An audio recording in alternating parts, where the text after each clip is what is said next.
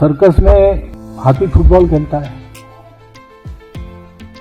और शेर बकरी के साथ बैठकर खाता है। हम पैसा देकर टिकट निकालकर देखने जाते हैं। आजकल फिल्में आती है जिसमें जानवर बोलते हैं, कार चलाते, सब कुछ करते हैं जो मनुष्य करता है। वो भी कभी कभी लोकप्रिय हो जाती है, परंतु ऐसा होने के बाद भी फुटबॉल खेल सकना यह हाथी का विकास नहीं माना जाएगा। आरएसएस सरसंघ चालक मोहन भागवत जी के इस बयान से एक बात तो स्पष्ट है कि किसी का भी विकास उसकी प्रकृति के अनुसार ही होता है और हमारे देश की प्रकृति यहाँ की संस्कृति है। संस्कृति सनातन है।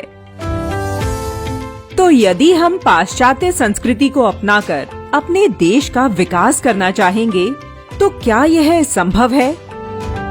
यदि नहीं है तो विकास का भारतीय मॉडल क्या है? देश स्वतंत्र हुआ तो पाश्चात्य संस्कृति को मन में बसाए नेता सनातन देश को आगे बढ़ाने में जुट गए। एकमात्र नेता डॉक्टर श्यामा प्रसाद मुखर्जी के मन में ये बात खटक रही थी। उन्हें पता था कांटे वाली चम्मच से दाल रोटी नहीं खाई जा सकती और भारतीयों का स्वस्थ शरीर तो दाल रोटी से ही बनेगा, पास्ता खाकर नहीं।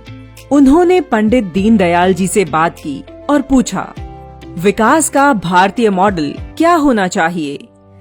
गहन अध्ययन के बाद दीनदयाल जी ने जो भारतीय मॉडल दिया उसे एकात्म मानव दर्शन के नाम से जाना गया।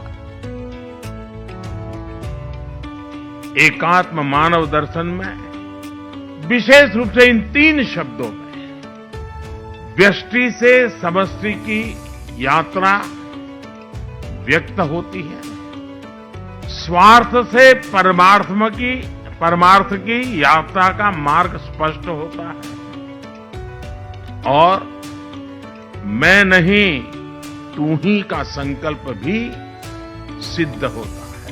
सनातन परंपरा किसी एक व्यक्ति पर आधारित नहीं है। यहाँ व्यक्ति, परिवार, समाज, राष्ट्र, विश्व बंधुत्व और मानवता सभी एक ही धागे में बंधे हैं। सभी एक दूसरे के पूरक हैं। यहाँ वसुधैव कुटुंबकम जैसी भावना है।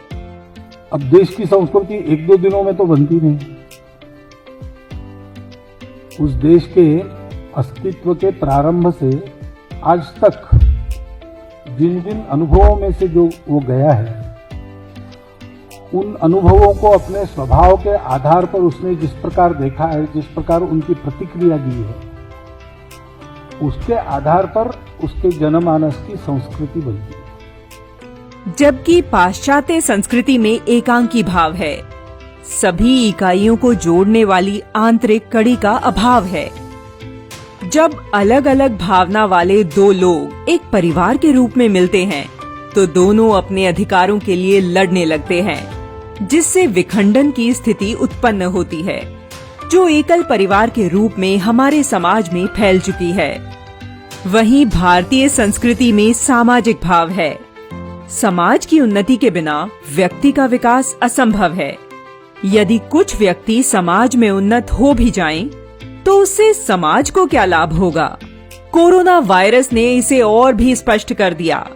जब तक सभी अपने अपने जीवन को बचाने में जुटे थे, संक्रमण उतनी ही तेजी से फैल रहा था। परंतु जैसे ही समाज एकजुट हुआ, तो संक्रमण ने दम तोड़ दिया। जब हम सफल हुए, तो विश्व भर में वैक्सीन और दवाइयां पहुंचाकर विश्व बंधुत्व भाव को मजबूती दी। यही पंडित दीनदयाल जी का एकात्म मानव दर्शन है, जिसने संकट काल में पूरे विश्व को एक कर दिया। परंतु फिर भी कुछ लोग पश्चिमी देशों का उदाहरण देकर उसी मार्ग पर चल पड़ते हैं। यही विखंडन का भाव ही सारे विश्व में लड़ाई झगड़े का कारण है, क्योंकि सभी अपने सुख का ध्यान रख रहे हैं। संत कबीरदास जी ने भी कहा है, सुखिया सब संसार है, खावे और सोवे, दुखिया दास कबीर है, जागे और रोवे। उन्होंने कहा, कुछ लोग स्वार्थी जीवन जी रहे हैं, खाते और सोते हैं, अर्थात सारे सुख भोगते हैं, जबकि समाज के अन्य लोग संघर्ष कर रहे हैं। ऐसे समाज या राष्ट्र का विकास संभव है क्या? इस पर आज हमें विचार करने की आवश्यकता है। समाज को स्वावलंबी बनाने की आवश्यकता है। वर्तमान में वोकल फॉर लोकल योजना दीनदयाल जी के इसी विजन का विस्तार है।